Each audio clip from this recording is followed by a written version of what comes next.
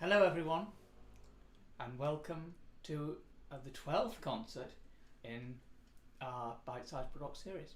This is the last concert of this series, by no means the last of our live streams, but we will be taking a little break for the next couple of months to focus on various exciting things that we have, including a few real-life concerts, our CD recording, which we'll be talking about in a few minutes' time, and just getting back to actually rehearsing and performing.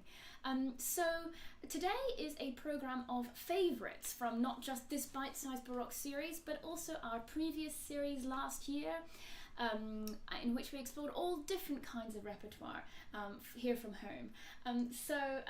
What have we got coming up today? We've got lots of different things. In fact, when we were rehearsing, every time we did a piece, I kept thinking, oh, that's such a great piece. Oh, this is such a great piece. And that was because it's our favourite. We've got a bit of everything, lots of different, it's kind of reminiscing to some things from last year in the summer. But we're going to start with something which we've played before, but it's a homegrown speciality from one of our supporters.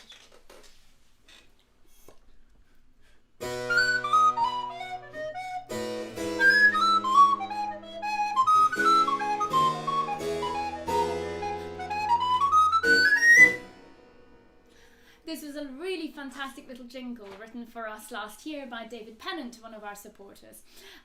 We really appreciated this. This was great fun, and we used it several times, I think, during our concerts last year. Now today we actually have a new microphone, so if it is not loud enough, the balance is not quite what you would desire, do let us know. There's a few things we can change, but as you know, our long-standing listeners will know that we had terrible problems with our old microphone. It is now gone, it is consigned to history, and we have this new one. So do let us know what it's like. It's a bit difficult for us to tell, obviously. Let's go. Now, Victoria, I see what you mean. The link that I posted up above, if you copy and paste that into the Early Music Forum, then that will be able to share our concert. I think I may have already put it in the Early Music Forum already though. Okay, fantastic. It looks like we've got lots and lots of people with us. Let's start off with a ground. Mm-hmm. What's this one, Tom? Well, this is a ground after the Scotch Humour by Nicola Matteis.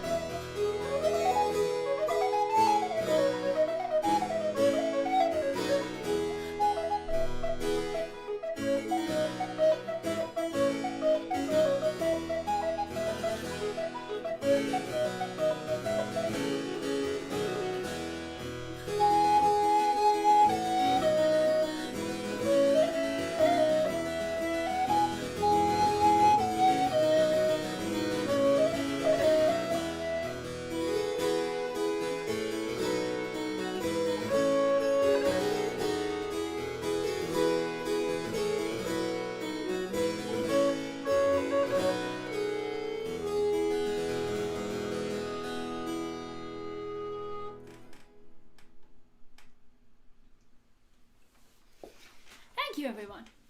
Okay, thanks everyone for helping with the sharing there. That's wonderful.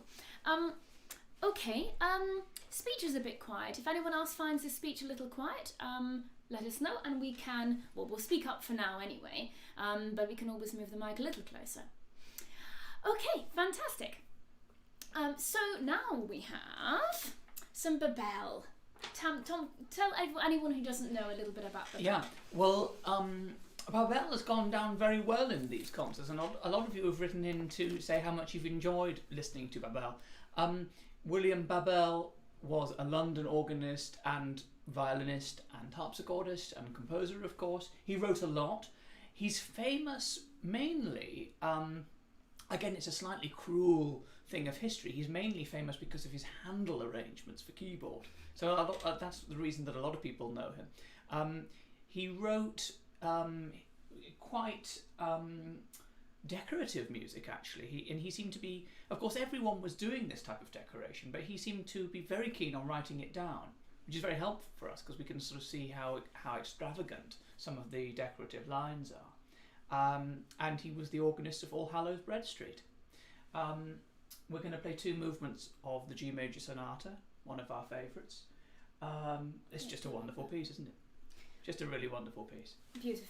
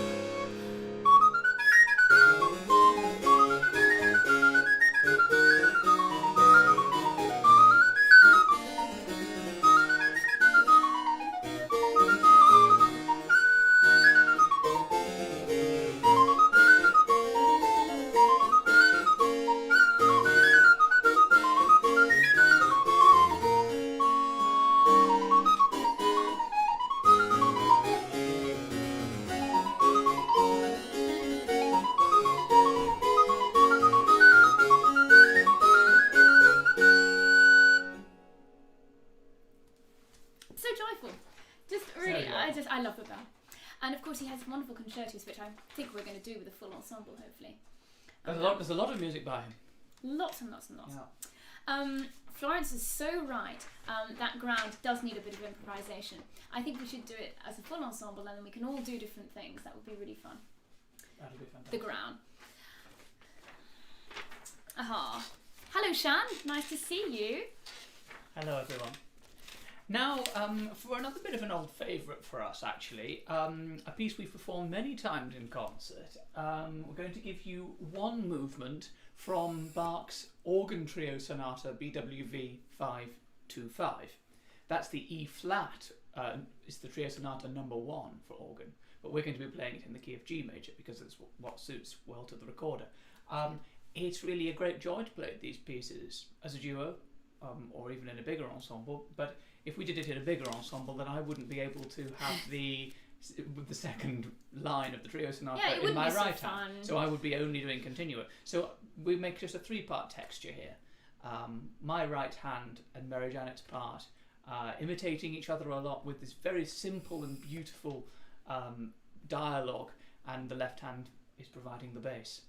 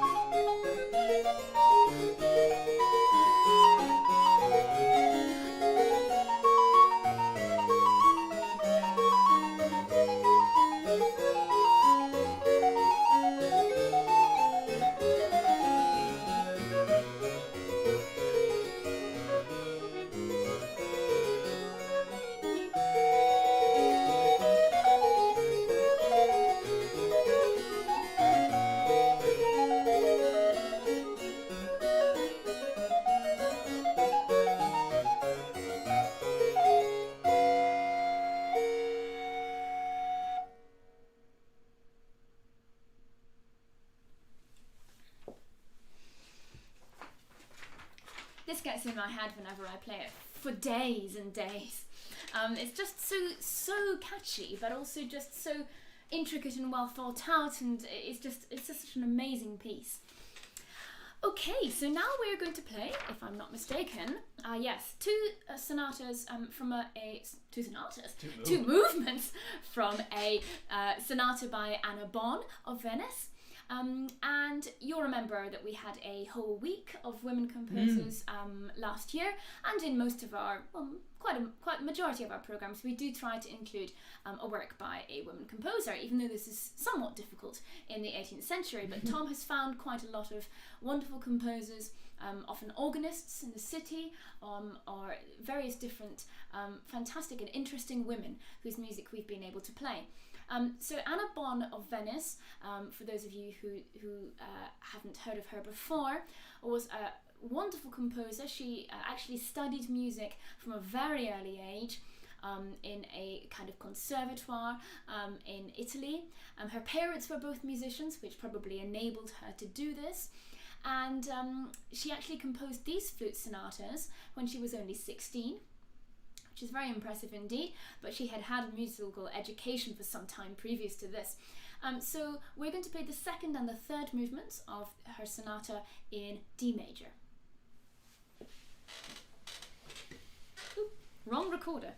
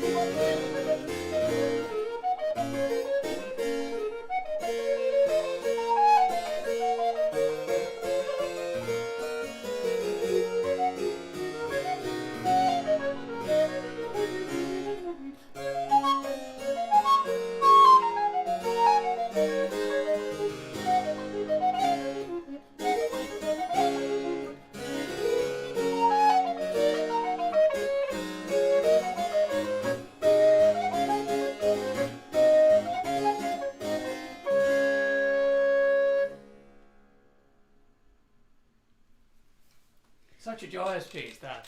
Wonderful. I love playing that. I'm so glad. It's been a busy morning, so it's nice to play something so beautiful. Now, I thought perhaps we could stop for a moment and talk about our CD and our crowdfunding campaign. Those of you who are on our mailing list should have received, and do let me know if you haven't, our latest email, which includes details of how to donate to our crowdfunding project. We're about to record our first CD full of the Highland humours with EM Records in May, and thanks to generous donors and also our prize money from the London International Festival of Early Music competition in 2020, we have around £5,000 of the £8,000 we need to be able to record the CD. So we are basically crowdfunding for £3,000. So every tiny little bit helps. Really, we would be so grateful if you can spare anything. I know some of you have already donated, and it's absolutely fantastic to have such a large group of supporters. And of course, there are lots of rewards. What kind of rewards do we have? Well, there's all sorts of things which we enjoyed dreaming up, ranging from the lower end, an ensemble Hesperi pen, and also oh yes, I'm not really in the picture, and also a free copy of the CD when it comes out, signed copy. We've also got the opportunity to have a lesson with a member of the ensemble, on an instrument of your choice that we play, and also the opportunity to have a video made of a piece from our series. Absolutely, and then at the higher end, you have a pre-recorded concert of your own choice of repertoire, which we would do all four of us, and at the highest reward for if you happen to give £500 is a private concert at your own home, COVID restrictions permitting, of course. So there's lots of interesting things that you can claim as well as donating. And please do share it with your friends as well. There's a little video which you can share with everyone, and we'll be obviously sharing that around as well. And the campaign lasts for another 26 days. So we've got a while to raise the amount we need, but we're so excited about this CD. It's going to be fantastic. It's been postponed pretty much twice. A lot of staff has had to go in. A lot of difficulties. We booked everything the last time and had to cancel it. So it's been a journey, and we're really looking forward to actually producing a CD in the very near future. So brilliant. I'm just going to have a check with the chat. What's happening? Was that Ian? He was a Bach. It was a treble or a voice flute. Okay, so it was actually just a normal alto in the Bach. We transposed it from the E flat to G major, and that works beautifully on the range of the alto. Thank you, Chris. I'm glad that the mic is coming across well. That's exciting, yeah. And it's very, very good. Florence, I don't think Anna Bond wrote any trio sonatas, otherwise we would be playing them in the ensemble, but I will look even more carefully. Reminds me slightly of the ground trio sonatas. I bet she probably did, but they may not be. We'll have to check this. She may not. That's such a joyous piece. The thing is, they might not have survived. That's the problem. Well, last year, back in the summer, one of our theme weeks, which we did, was dedicated to the Loeillet family of musicians. And this was a suggestion from I think it was from you, Chris. And we had a great time discovering this music. There's basically lots of different members of the families. And they were, of course, located all over different parts of Europe, and all of them wrote wonderful music, quite different music. This is from John Loeillet of London, and this is one of his trio sonatas. And Florence, this one we definitely must play, all four of us. But again, rather like in the Bach, we're going to play this just the two of us, and I'm actually going to play the second, what would effectively be a second flute or second violin line with my right hand. We're going to just play two movements. It's a gavotte. Which actually... No, we're not playing a gavotte. We're not playing that. No. We're doing an just aria. The aria. But it is a gavotte style of piece of music. It is, yes.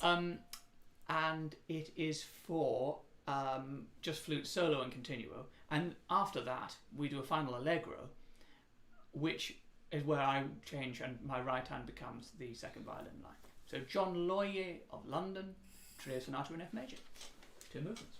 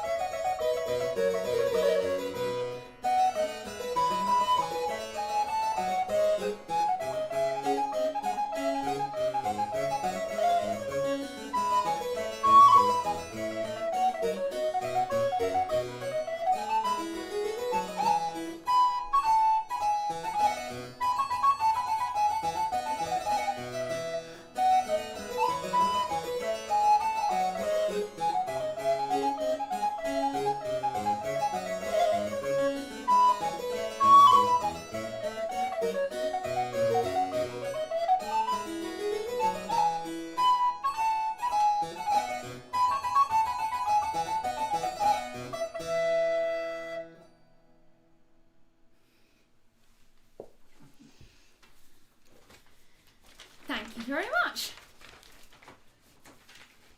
Something else that will be great fun to get into with the whole ensemble. Wonderful repertoire. Right, well, we are nearing the end of the concert, but not quite. We have a few more pieces to go. The next one is by John Stanley. Okay, Tom knows more about Stanley than I do. Well, maybe you don't. Well, this of course ties into my series that I've been doing since January with the city composers, city organ composers, because John Stanley was probably the most famous of the 18th century city London organ composers. Had a really amazing career. He was blind, so improvised everything, and what we have really is just a kind of an idea of what he must have improvised. It must have been fantastic. He was at several churches and ended up at the Temple Church in London. And there are lots of tales of how people like Handel used to come and hear him play, and it was just pretty incredible. I'm sure it really was. But the way we actually discovered this short piece, which we're going to play 2 movements, was because we did a week on music to do with the Foundling Hospital. We did, yeah. To do with hospitals in general, actually. That's right. 18th century hospitals. And so that's how we discovered this piece. It's it's called a solo, it's basically a sonata in 3 movements. We're going to play 2 movements. This is solo number 4 in B minor, and it's a slow movement and then a treble time fast movement. I hope you enjoy it. It's fantastic music to play. Yeah.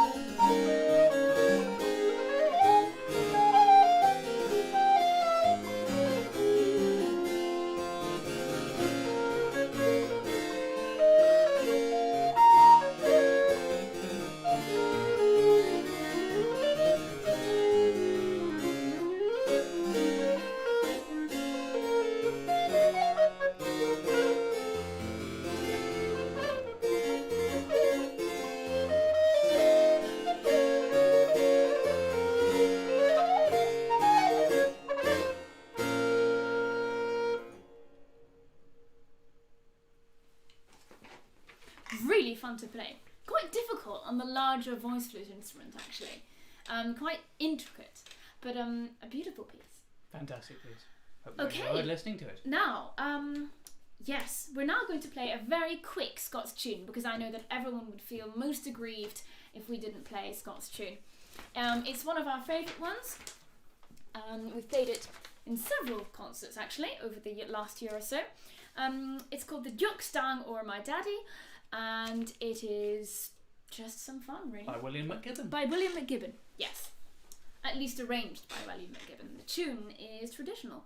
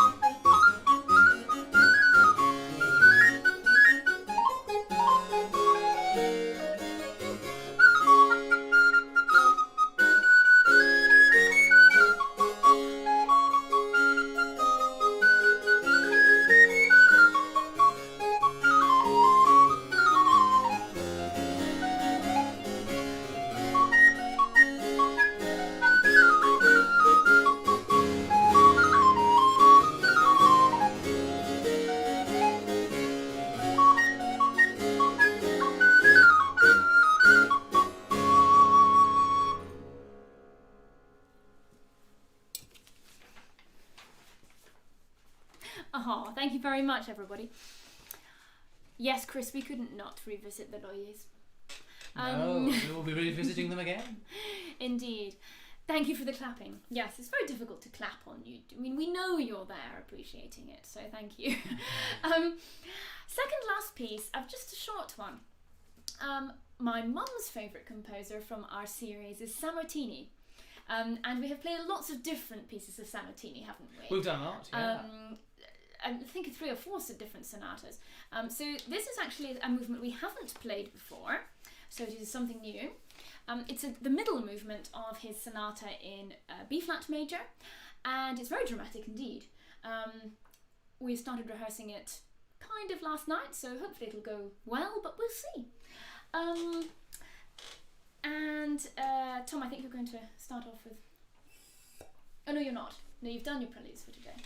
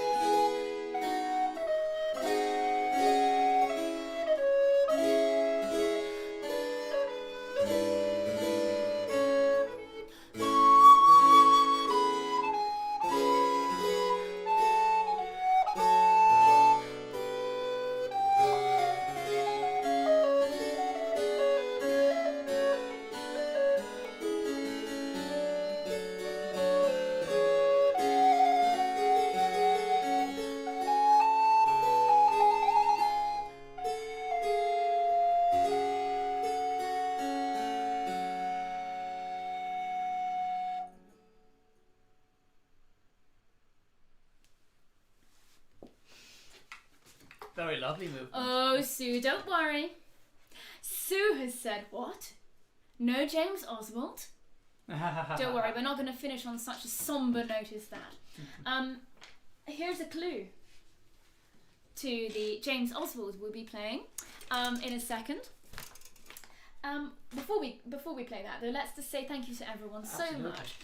It's been a wonderful series, and it's been really great to have some variety. As some weeks have been both of us. Also Florence and Magda, as you know, have done a solo recital each. And Tom has had his wonderful series of harpsichord solo, which you've really enjoyed doing, haven't you, Tom? It's been fantastic, yeah. It's been really great discovery, because I've been researching a lot of the organ repertoire, and of course some composers didn't really leave organ music, but left harpsichord music. When I say left, in terms of what survived, and what we have access to. So it's been a wonderful series, and of course, sort of feels like a bit like it's not the end of our online concerts by any means. We'll certainly be back, but we sort of are conscious to move a little bit with the times. I mean, now that we're getting back into more sort of everyday life, we've got other things that we do, our research and our teaching and this sort of thing, which will keep us busy, but we really want to keep up our online presence with concerts like this, because one of the real joys of this past year has been getting to meet so many of you online, and we've loved having conversations with you by email and in the chats on Facebook and then on YouTube, and it's just been fantastic, and we wouldn't wish to lose touch. So we'll definitely be doing some more streamed concerts. I think that for some reason streamed concerts feel different than a concert with a live audience, and I think it's nice to have some sort of distinction between those two. Yeah. So I can't imagine a situation where we would be putting this equipment up at the back of a concert which has a real audience, because then it wouldn't be a good experience for people watching online. Yeah. But we certainly will be doing concerts more with the two of us, solo, and also with the four of us. Yeah. Online. So we'll definitely be back, and we look forward to keeping in touch with you all. So to finish off, our favourite Scottish Baroque composer, James Oswald, fantastic dancing master turned businessman, publisher, musician, performer, cellist, all of these different things in London in the 18th century. And it's the Tulip.